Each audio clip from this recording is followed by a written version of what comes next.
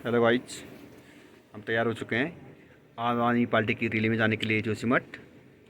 आज कर्नल कोठियाल जी आ रहे हैं।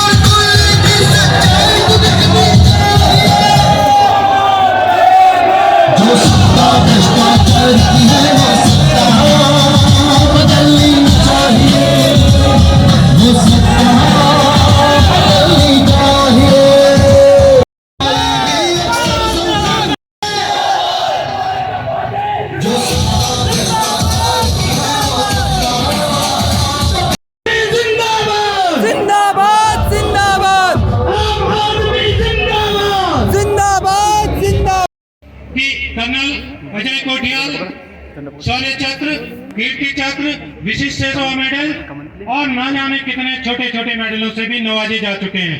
केदारनाथ निर्माण में उनकी अहम भूमिका रही है और आज जो केदारनाथ 2013 से साल के अंदर खड़ा करने में कर्नल अजय कोठियाल ने जो साहसिक कार्य किया उसके लिए वो बधाई के पात्र हैं। एक बार यहाँ पे 2013 में निराशा छा गई थी कि शायद हम बद्री केदार के लोग जोश पैदा हुआ। वहाँ पे जो पुजारी जी थे हमको दिखा रहे थे कि ये है बद्री विशाल की डोली, अब शीतकाल में यहाँ पे रहेगी। तब मेरे को याद आ रहा था कि भारतीय सेना की गढ़वाल राइफल, उसमें कोई भी सिपाही, कोई भी अधिकारी जब युद्ध में जाता है तो उसके मुंह से एक शब्द निकलता है, बोल बद्री विशाल लाल की जय। और उस नाम से वो अपना सर्वोच्च बलिदान, सर्वोच्च कुर्बानी देने के लिए हौसला बढ़ा करके और युद्ध में घुस जाता है। मेरे को याद है 1992 जब मैं भारतीय सेना एकेडमी वहाँ से ट्रेनिंग लेकर के और कमीशन हुआ था गढ़वाल राइफल में, 4 गढ़वाल राइफल में, तो सबसे पहले हमको जोशीमठ आने का मौका मिला था। बर्फ पड़ी हुई थी बहुत। हम यहाँ से पैदल गए थे, औली गढ़वाल स्काउट वाले हमको लेकर के गए थे। उस दिन हमको वाकई में पहली बार पहाड़ की ताकत, कहने के लिए हम पहाड़ी जरूर थे लेकिन इतनी ज़्यादा जो ऊंचाइयाँ हैं हमने नहीं देखी थी। उस दिन हमको पहली बार उत्तराखंड पहाड़ की ताकत देखने को मिली, जब मेरे को वहाँ दिखाई दिया किस प्रकार से लोग वहाँ पे स्कीइंग कर रहे हैं, किस प्रकार से लोग वहाँ पे काम कर रहे हैं बर्फ के बावजूद। और उस दिन से जो मेरी शुरुआत हुई, 27-27.5 साल जो मैंने नौकरी करी इंडियन आर्मी में, मेरे को बहुत सारी अलग अलग परिस्थितियों में काम करने के जो मौके मिले, वो सब सीखने के बाद में मेरे को हमेशा लगता था कि मैं क्या किस्मत वाला आदमी हूँ। जो परिस्थितियाँ होती हैं जिसमें इंसान जाना चाहता है, हमको नौकरी के दौरान वो सब करने को मिली। फिर हमारी पोस्टिंग आई पहली बार उत्तराखंड में, और उसमें पोस्टिंग भी कहाँ पे आई, उत्तराखंड में नेहरू पर्वतारोहण संस्था उत्तरकाशी 2013 में। पहाड़ों में आपदाएं नहीं आनी चाहिए, लेकिन ये ना इत्तेफाक था कि जैसे ही हमारी पोस्टिंग आई अप्रैल 2013 में, और ठीक 2 महीने के बाद में सबसे बड़ा जो कहते हैं हिमालयी सुनामी जलजला वो इस उत्तराखंड में आया। और ये बद्रीनाथ घाटी, केदारनाथ घाटी, सारे के सारे पहाड़ पूरी तरह से तहस नहस हो गए। पता नहीं कितने लोग मारे गए, अभी तक मिले भी नहीं है, और कितने घर टूट गए उस जलजले के टाइम पे। तब उस टाइम पे क्योंकि मैं NIM का प्रधानाचार्य था, तो मेरे को मौका मिला रेस्क्यू करने का, लोगों की जान बचाने के लिए टीम को लीड करने का। और उसके बाद एक इंजीनियर नहीं हूं, लेकिन उसके बावजूद मेरे को मौका मिला पुनर्निर्माण के काम करने का केदार घाटी में। उस समय मेरे को एक चीज समझ में आई कि वाकई में शिव जी ने, भगवान जी ने मेरे को कोई जादू का डंडा नहीं दिया है कि कोई भी काम करो तथा अस्तु और हो जाएगा।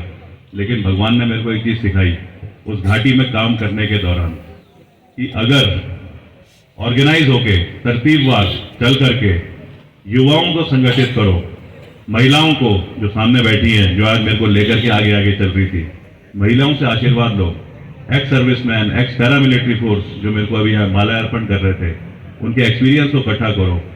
तो आज अगर केदारनाथ में काम कामयाब हो सकता है, जहाँ परिस्थितियां बिल्कुल ही नामुमकिन थी, तो उत्तराखंड में ऐसा कोई काम नहीं है जो नहीं हो सकता है।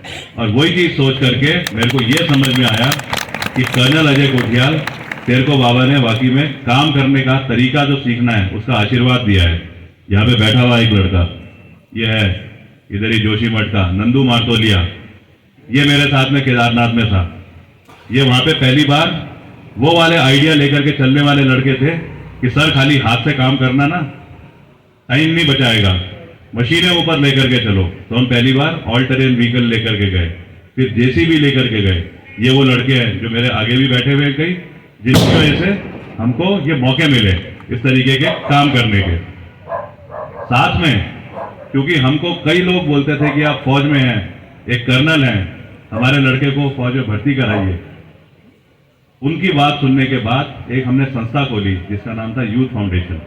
आज उस संस्था से कोई 12-13 हजार लड़के लड़कियां आर्मी में, पैरामिलिट्री फोर्स में, उत्तराखंड पुलिस में, सरकारी नौकरियों में लग गए। तब मेरे को समझ में आया कि वाकई में कोई काम यहाँ पे अगर तरतीब से करो तो मुश्किल नहीं है।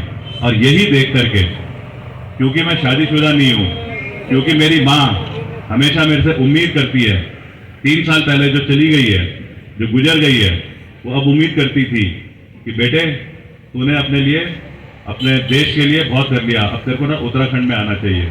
और जब मैंने केदारनाथ में काम करते हुए देखा कि बगैर किसी पावर के, जब हम किसी कुर्सी पे नहीं है, किसी ताकत पे नहीं है हमारे पास, हम ये काम कर सकते हैं, तो सरकार में आकर के तो हम 100 गुना काम को बढ़ा सकते हैं और बहुत ज़्यादा इंप्रूव कर सकते हैं। और वो करने के लिए मेरे को ये भी समझ में आया कि सरकार में जाने के लिए आपको किसी ना किसी पॉलिटिकल पार्टी के जरिए जाना पड़ेगा। उत्तराखंड 2000 जब 21 साल पहले एक आंदोलन के बाद में यूपी से अलग हुआ, तो हम सबको ना बहुत उम्मीद थी कि अब हमारे जो ये विधायक बनेंगे, हम उनको चुन रहे हैं, वो सरकार बनाएंगे, विधानसभा हमारी होगी, विचारधारा जो सोच है हमारी उसको ये लोग समझेंगे, क्योंकि हमारे ही सब रिश्तेदार, हमारे ही दोस्त, छोटे भाई। लेकिन 20-21 साल में जब इन्होंने बर्बाद कर दिया उत्तराखंड को, खाली अपने पर्सनल फायदे को पूरा करने के सिवाय कुछ नहीं करा, तब उस समय मेरे को ये लगा कि वाकई में अजय कोठियाल, अगर तू सोचता है कि तेरे पे जानकारी है काम करने की, तो तू क्यों छुपा हुआ है, तेरे को आगे आना चाहिए। और वो लेकर के हमने ऐसी पॉलिटिकल पार्टी सेलेक्ट करी जिस पार्टी ने 9 साल में, पहले तो खड़ी हुई वो पार्टी, और 9 साल में दिल्ली जैसी जगह में उस पार्टी ने साबित करके दिखाया है जनता को कि किस प्रकार से एक अच्छी स्कूल की सुविधा हो सकती है, किस प्रकार से स्वास्थ्य की सुविधाएं हो सकती है, कैसे युवाओं को रोजगार दिया जा सकता है ताकि सबके घरों में खुशी रहे, कैसे भ्रष्टाचार को तोड़ा जा सकता है, कैसे बिजली पानी बीजेपी ने काम नहीं करने दिया। तो इसलिए अब मेरे को मौका दो, क्योंकि अब मैं नई पार्टी में आ गया हूं, अब मैं काम करूंगा। कोई बोलेगा कि पता है यहाँ पे जो है अभी तक जिस तरीके से मैं कर रहा था, वो मेरे जो सीनियर हैं दिल्ली में बैठे हुए, वो मेरे को करने नहीं दे रहे थे, तो मैं अब कांग्रेस से बीजेपी में आ गया हूँ, वो दूसरी पार्टी में चला गया है, और अब जाकर के मैं करूंगा। ये हमें फिर कोई ना कोई तगड़ा चूरन देंगे, आंख से रोएंगे, और उसके बाद में आशीर्वाद लेंगे, लोटे की बात करेंगे, नमक की बात करेंगे, पानी की बात करेंगे, और उसमें फिर हमारे को घुमा करके 5 साल के लिए हमें बर्बादी की तरफ रास्ते में आगे ले जाना शुरू कर देंगे। इस सरकार में अगर आप देखो 3 मुख्यमंत्री बदली कर दें। पहले मुख्यमंत्री इसलिए कि उनका तो नाम ही पड़ गया कि 0 वर्क, कि कोई काम नहीं करना है, ना करूंगा ना करने दूंगा, उन्हें बदली पर करा गया। दूसरे मुख्यमंत्री ऐसे लगता है जैसे वो ना केले खा के आ रखे थे, जब जुबान खोले पता नहीं क्या उनके मुंह से निकले, और वो ऐसी टेढ़ी मेढ़ी बात निकले कि सारी दुनिया हम पे हंस रही थी उत्तराखंडियों पे कि देखो तुम्हारा मुख्यमंत्री किस तरीके से बातें करता है। अब तीसरे मुख्यमंत्री जी आए हैं, बहुत उम्मीद है हमें उनसे। युवा मुख्यमंत्री है धामी जी, धामी सरकार। कहते हैं धामी सरकार बहुत अच्छे तरीके से कार्रवाई करेगी। उन्होंने क्या करा, 22,000 वैकेंसी जो खाली तो थी, बोला 22,000 वैकेंसी हम लड़के लड़कियों को नौकरी देंगे। पता नहीं कितना टाइम हो गया है, हम सब यहीं पे हैं, एक भी वैकेंसी अभी तक फुलफिल नहीं हो पाई है। वो कहते हैं हम यहाँ पे, जैसे आम आदमी पार्टी ने बोला कि हम यहाँ पे बिजली देंगे, तो उनके ना पोस्टर लग गए, मोदी जी आ रहे हैं, बिजली की सुविधा दी जाएगी। हमने यहाँ पे करा कि हम कैसे रोजगार देंगे, जब समझाया तो वो कहते हैं केंद्र से अमित शाह जी आ रहे हैं और अब सबके लिए रोजगार की सुविधाएं होनी शुरू हो जाएगी। हम कहते हैं यहाँ पे कि हम उत्तराखंड को हिंदुओं की आध्यात्मिक राजधानी बनाएंगे। क्या बुराई है ये बोलने में? आज अगर देखें, ये स्थान है बद्री विशाल का। यहाँ पे जो यात्री आते हैं उन्हें खाली ये पता होता है बद्री विशाल का स्थान, पंचबद्री तो पता ही नहीं है। अगर पंचबद्री पता हो तो शायद जो यात्री यहाँ पे आ रहे हैं, तीर्थ यात्री, वो 2 दिन रुकने की जगह 6 दिन रुकेंगे और सारे के सारे बद्री जो है उनमें घूम के आएंगे। भविष्य बद्री भी जाएंगे, जो पैदल चलना पड़ता है तपोवन ऊपर उस जगह पे। कितना हमारे यहाँ सुविधाएं बढ़ेंगी, रोजगार की, लोगों के अंदर भावनाएं अच्छी करने की। ये सब हमने जब डिक्लेयर करा उत्तराखंड हिंदुओं की आध्यात्मिक राजधानी बनाएगी, तो मैं देख रहा था कई पोस्टर यही अपना जोशीमठ में, तो उसमें एक जगह धामी जी की फोटो है, एक जगह मोदी जी की है, और कुछ है पोर्टल खुल रहा है और आध्यात्मिक कार्रवाई करी जाएगी। तो मैं कह रहा हूं कि ये ना सब इस तरीके से कार्रवाइयां चल रही हैं। हमें जरूर ये समझना है, मौका आ रखा है। अजय कोठियाल कोई पॉलिटिशियन नहीं है, कोई नेता नहीं है। अजय कोठियाल को आज यहाँ के नेता बोलते हैं कि इसके बस की थोड़ी है नेतागिरी। मेरे को वाकई में नेतागिरी ना आती है, और ना मैं इस जो कैरेक्टर होता है ना नेतागिरी का, मैं कभी फिट हो सकता हूँ इसमें। पर एक बार आम आदमी पार्टी को जरूर हमें मौका देना चाहिए। इस पार्टी ने ना साबित करके दिखाई ये चीजें। ये पार्टी वाकई में पॉलिटिशियंस की पार्टी नहीं है, आंदोलन से निकली हुई एक पार्टी है, आंदोलनकारी पार्टी है। इसमें अरविंद केजरीवाल जी जैसे, अजय कोठियाल जी जैसे नेता नहीं हो सकते। हम सारे के सारे नेतागिरी में डेपुटेशन पे आ रखे हैं। जिस दिन दिशा सही कर देंगे, वापस अपने फील्ड में अपनी सोच में चले जाएंगे।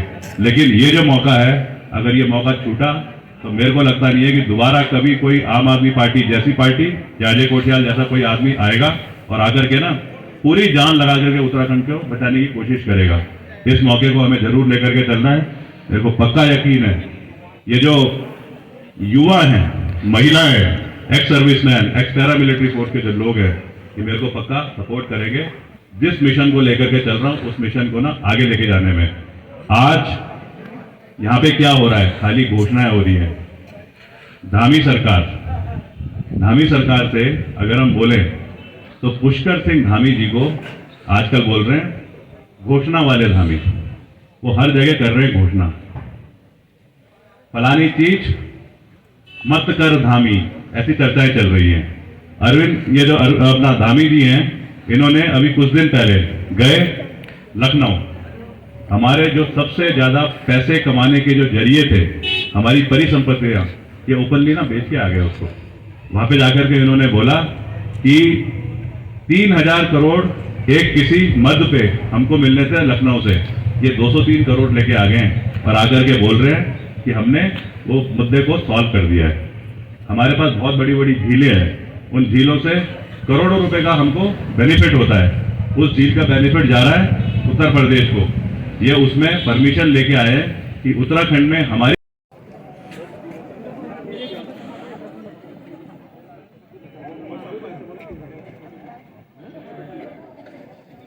आपके गांव में पता सबसे पहले क्या है? ये देखिए मेरे को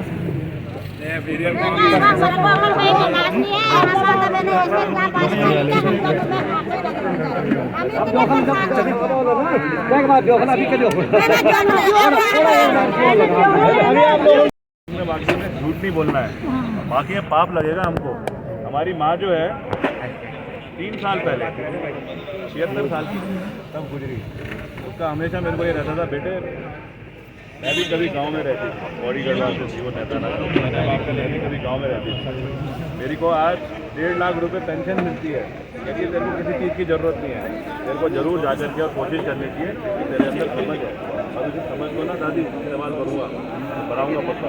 और झूठ बोल के नहीं जाऊँगा, जैसे आंखें आ जाए ना ऐसी रहेंगी बिल्कुल ताकतवर वाली, भरोसे के साथ आगे चलेंगे।